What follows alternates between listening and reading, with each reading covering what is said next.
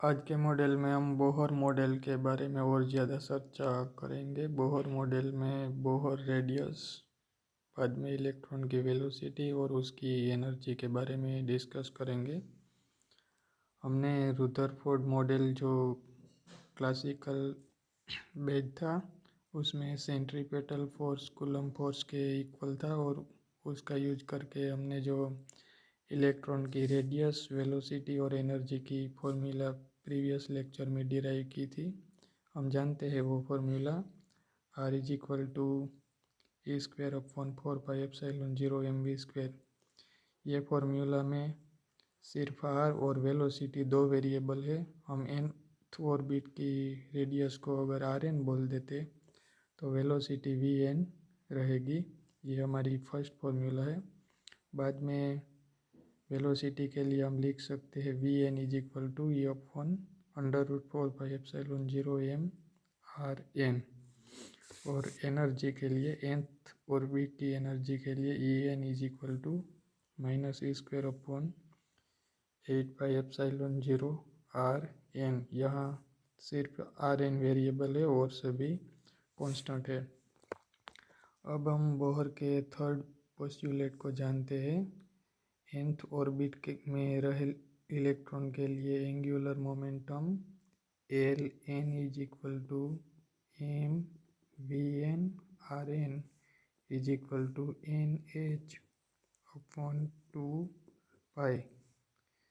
इस इक्वेशन को हम नंबर दे देते हैं 4।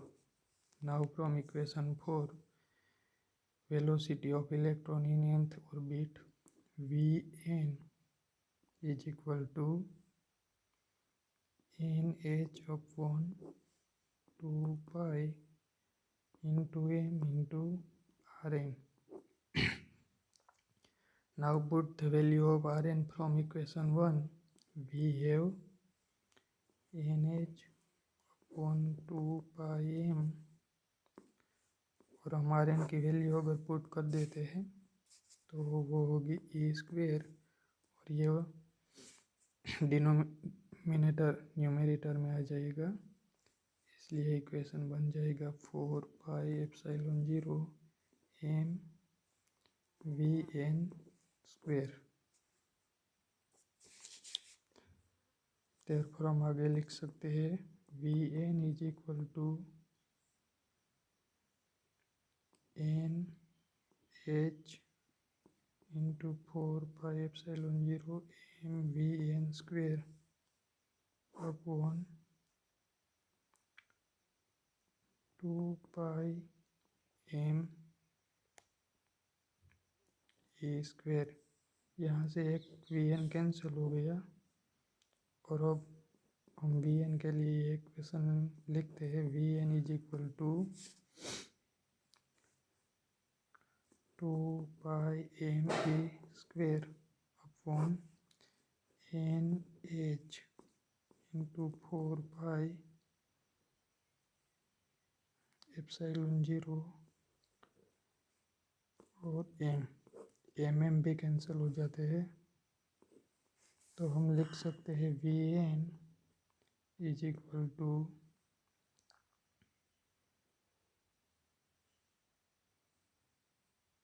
e² और 2π को हम नीचे लिख देते हैं n h अपॉन 2π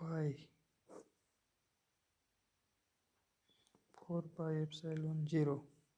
ये इक्वेशन को हम ऐसे भी लिख सकते हैं 1 upon n into 1 upon 4πε0 into e² upon h upon 2π। एक बार हम देख लेते हैं।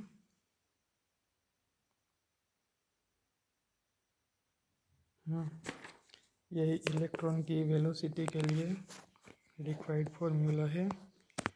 इलेक्ट्रॉन की velocity Vn is equal to 1 upon n into 1 upon 4πε0 into e² upon h upon 2π। ये इक्वेशन को हम नंबर देते हैं इक्वेशन 5। ये इक्वेशन में हम देख सकते हैं इलेक्ट्रॉन की वेलोसिटी में ये सब कांस्टेंट है,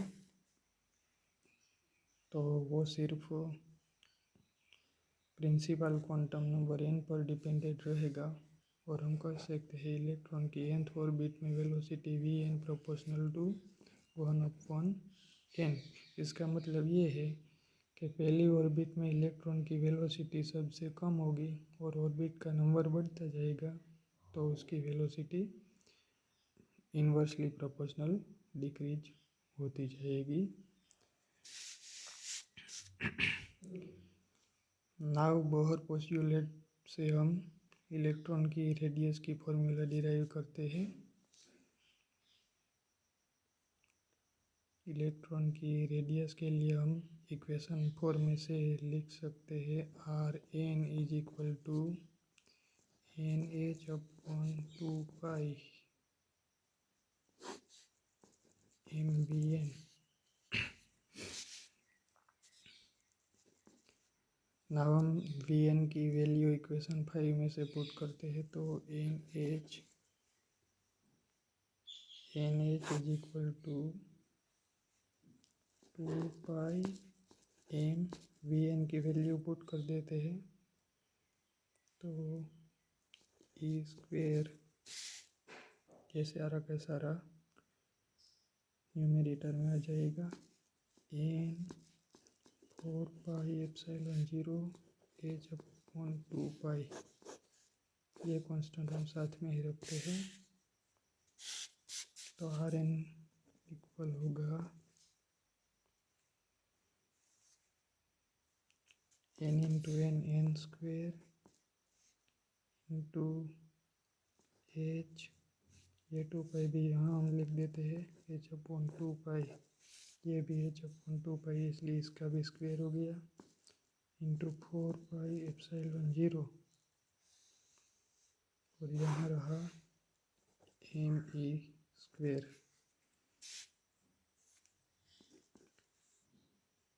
N square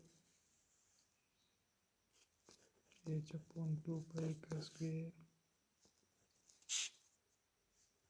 into 4 pi epsilon 0 m e square.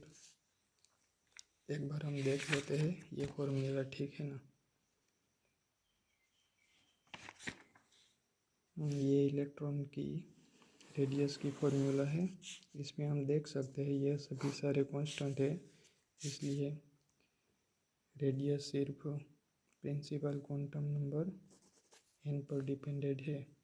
Are n is equal to n square h upon 2 pi का square 4 pi epsilon 0 m e square. ये इलेक्ट्रॉन की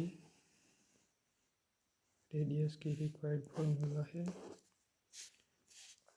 हम ये फॉर्मूला से देख सकते हैं कि आर एन की वैल्यू प्रिंसिपल क्वांटम नंबर के स्क्वायर के प्रोपोर्शन में है। अगर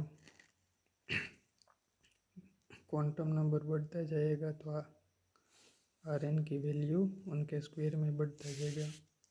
हम सिंपली एटम ड्रॉ करने होते हैं तो ऐसे ड्रॉ करते हैं, ये पहली ऑर्बिट, ये दूसरी ऑर्बिट, ये तीसरी ऑर्बिट, और सभी ऑर्बिट हम इक्वल स्पेस बताते हैं, लेकिन ऐसा नहीं होगा। ये अगर पहली ऑर्बिट है तो दूसरी ऑर्बिट 4 गुना, क्योंकि स्क्वायर पर है ना, इसलिए ये पहली ऑर्बिट होगी तो ये दूसरी ऑर्बिट होगी, ये तीसरी ऑर्बिट 9 गुना दूरी पर होगी। अब हम जानते हैं कि ये फॉर्मूला में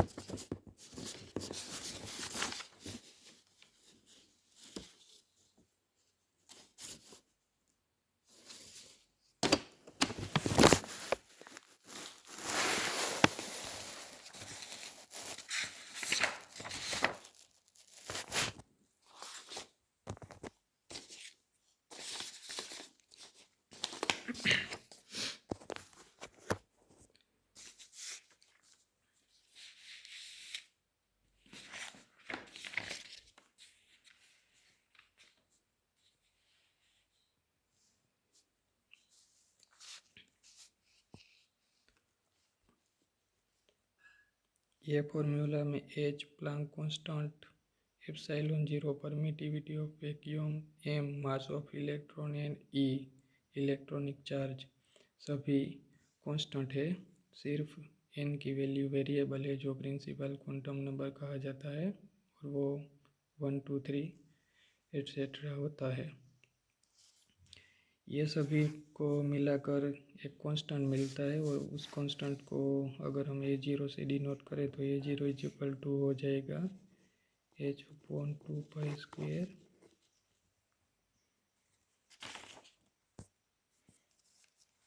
4πε0 m²। यह कांस्टेंट को बोहर रेडियस बोला जाता है और उसकी वैल्यू अगर हम सभी कांस्टेंट की वैल्यू पुट करके कैलकुलेशन करें तो उसकी वैल्यू लगभग अप्रोक्स 52.9 एंगस्ट्रॉम आएगी। उसको बोहर रेडियस कहा जाता है। इसलिए इलेक्ट्रॉन न्यूक्लियस के अराउंड फर्स्ट ऑर्बिट में जो रिवॉल्विंग करता है उस ऑर्बिट की radius r first is equal to A0 n² is equal to A0 आएगी। ये फर्स्ट बोहर रेडियस है। इसका मतलब ये है कि इलेक्ट्रॉन उससे कम दूरी पर न्यूक्लियस के आसपास रिवॉल्विंग नहीं करेगा। ये फर्स्ट बोहर रेडियस है। बाद में अगर हम n की वैल्यू 2 पुट करें तो R2 is equal to 2² A0 4A0 और आगे आगे सो उन सभी रेडियस की हम गिनती कर सकते हैं। अब हम ये फार्मूला का यूज करके इलेक्ट्रॉन की एनर्जी की फार्मूला डिराइव करते हैं। हम रुदरफोर्ड के मॉडल पर से इलेक्ट्रॉन की क्लासिकल एनर्जी की फार्मूला के बारे में जानते हैं। वो हमने इक्वेशन को नंबर दिया था 3 नंबर का इक्वेशन -e² अपॉन 8πε0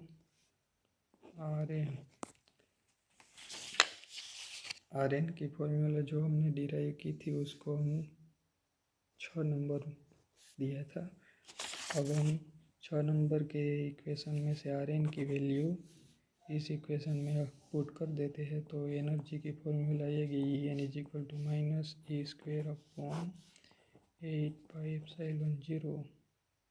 Rn की वैल्यू हम पुट करते हैं तो वो आएगी n² h/2π² 4πε0 me²। therefore energy की फॉर्मूला आएगी En is equal to -m⁴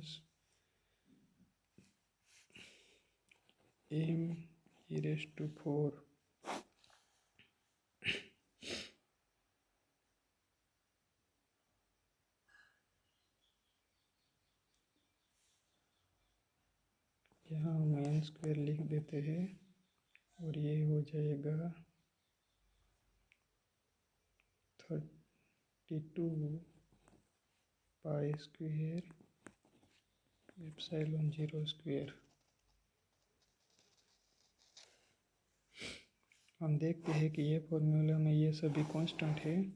अगर हम इलेक्ट्रॉन का चार्ज 1.6 इंटू 10⁻⁻19 कूलम, उसका मास 19.1 इंटू 10⁻31 किलोग्राम, पाई और एप्सिलॉन 0 परमिटिविटी ऑफ वैक्यूम, ये सभी वैल्यू पुट करके गिनती करते हैं तो एनर्जी nth ऑर्बिट में आएगी -1/n² और अप्रोक्स 2.18 इंटू 10⁻18 जूल। हम एटॉमिक स्केल पर एनर्जी को मोस्टली इलेक्ट्रॉन वोल्ट के यूनिट में डिनोट करते हैं और वो हम जानते हैं 1 electron volt is equal to 1.6 into 10⁻19 coulomb. Therefore energy in nth orbit En is equal to -1/n²